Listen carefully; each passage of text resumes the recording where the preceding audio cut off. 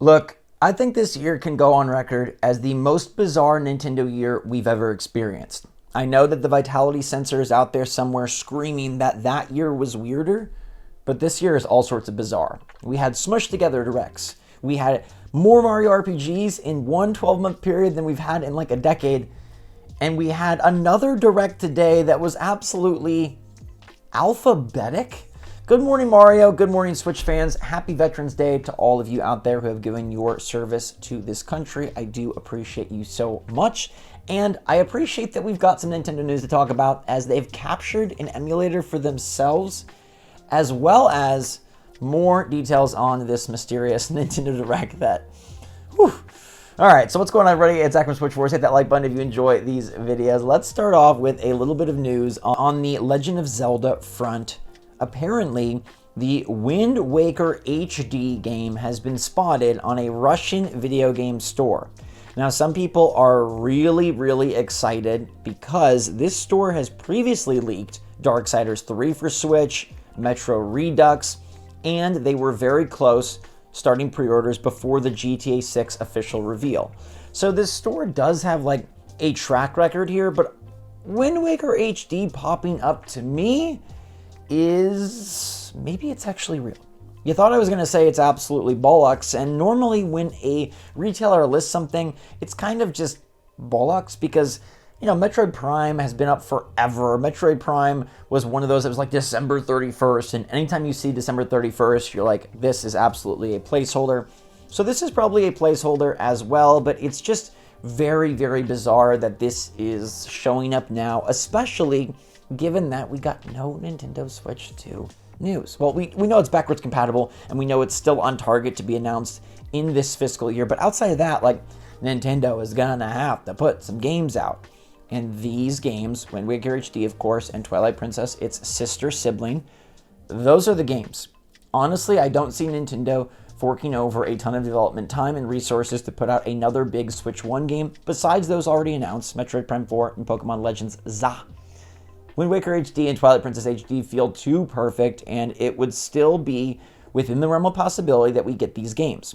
Now, you could tie this into Samus Hunter's riddle that we discussed recently, and maybe that takes on new meaning after today's Nintendo Direct, but I'm going to still go with Silk Song for Samus Hunter's thing, and this could be real, but if I had to put money on it, like if you put me on the spot where like throw your bank account on yes or no, I would say no. Nintendo has not done Wind Waker HD and Twilight Princess HD for a long time for some reason. That reason could be as silly as they want to save some Zelda stuff for a future remake on Switch 2. They want to save some Zelda games for a time when they really need it. Because let's be honest, they don't really need it right now. They just dropped 3 really good games in a row, 3 really solid entries in their respective franchises. They've got a DK game coming up, even though it's a Redux. They've got a Xenoblade game coming up, even though it's a Redux. They've got a big Pokemon, a big Metroid. It's not like they are hurting for release right now. And I just feel like if Nintendo was going to drop these games, wouldn't they have done it a long time ago?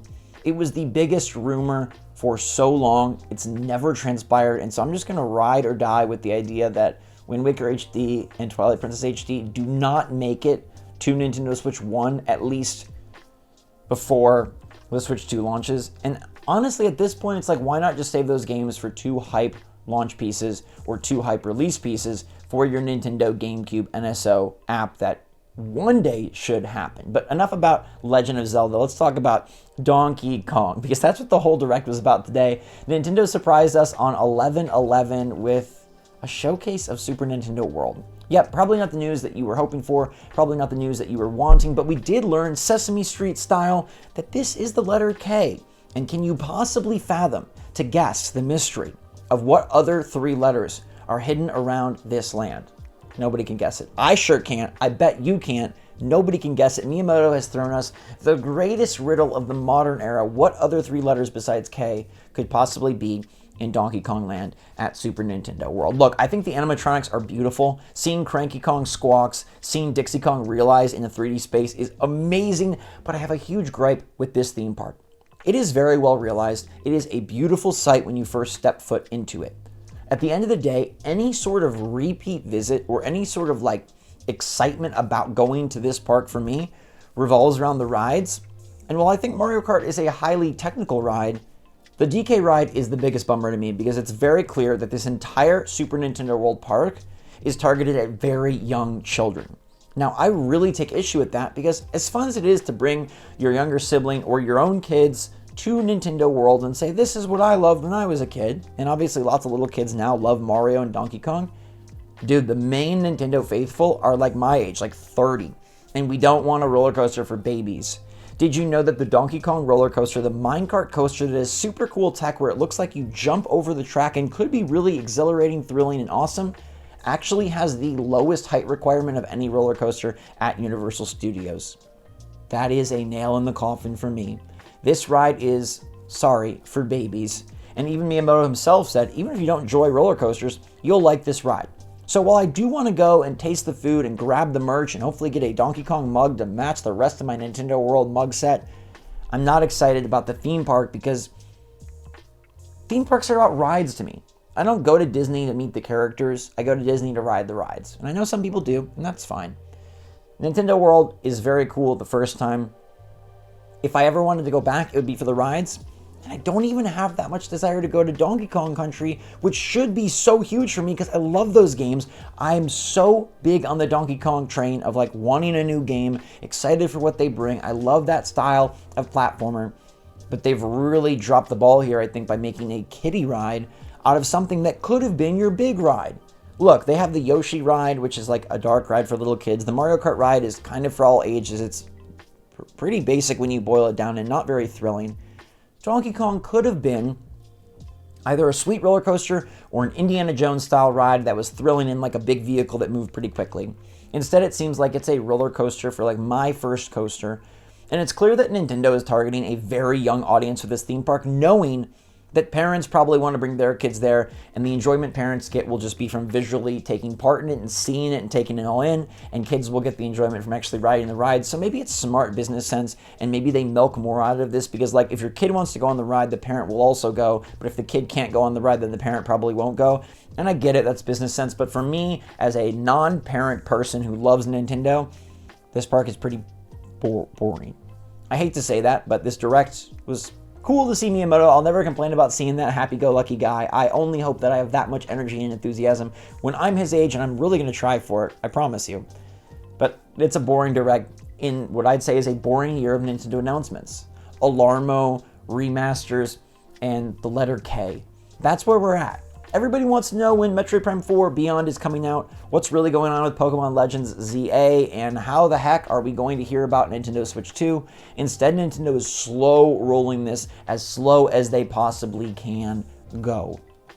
I would say that this year, outside of the Metroid Prime 4 reveal trailer, was one of the dullest years for Nintendo announcements. And it's the end of a cycle, so maybe that's to be expected, but then let's get the next cycle going. I think it's very frustrating when we just want to know what's next and Nintendo keeps spinning the cogs. Today's Direct was never going to be anything huge, but it just furthers that this is such a weird year for Nintendo, and they're really operating in these murky, uncharted waters of like, we're successful, so we still want to do stuff, but we're in between consoles and we're not ready to move fully forward, so we're going to be awkward and give you an alarm clock, a Donkey Kong Land for kids, and a Xenoblade Chronicles X remaster that will appease a hardcore niche. So, yeah, don't know what's next from Nintendo. Hopefully it's a January or February Direct that's actually about new games, actually about something cool that we're concerned with. Hopefully it's actually a first-party Direct and not just another third-party showcase. But alas, for now, we are in a strange year with strange announcements and stuff that I'd say just isn't quite that exciting. Speaking of exciting, Nintendo got very excited to take down all sorts of emulators, but a new weird turn and twist has been taken in this saga, as Nintendo now owns Ryujinx's website. Ryujinx is one of the emulators that Nintendo forced offline, and now they own it, which is very bizarre.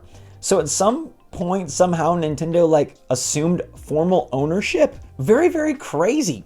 They didn't want this site or this name to be used for any sort of future emulation or to run any risks of hey, them coming back online or finding a loophole. So they were like, we will buy it and own it and take it over, and now you can never do anything with it again. Nintendo is ruthless when it comes to locking in their business and locking down their business, and that's why, at the end of the day, despite me being unhappy about no major announcements, no Switch 2 Bonanza, I know Nintendo will do it right, and I know they'll do it soon.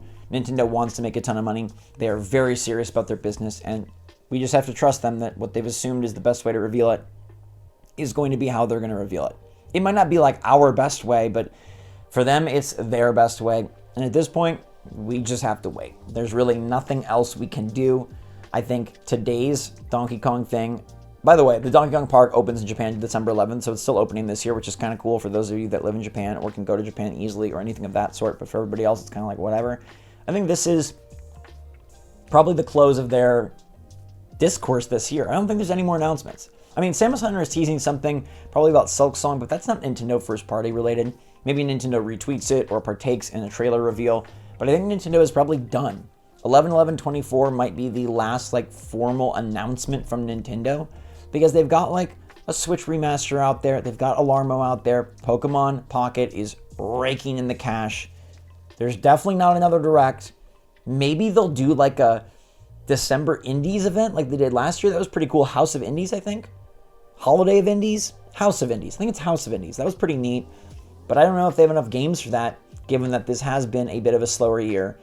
The Indie World was comboed with the third-party showcase, so I don't think that bodes well, but maybe. It was earlier in the year than normal, right? So like, well, later in the year than normal. Yeah, maybe there's not going to be House of Indies. I think this is probably the last we hear from Nintendo. If there is a December anything on the eShop or anything, great, that would be amazing, but probably it.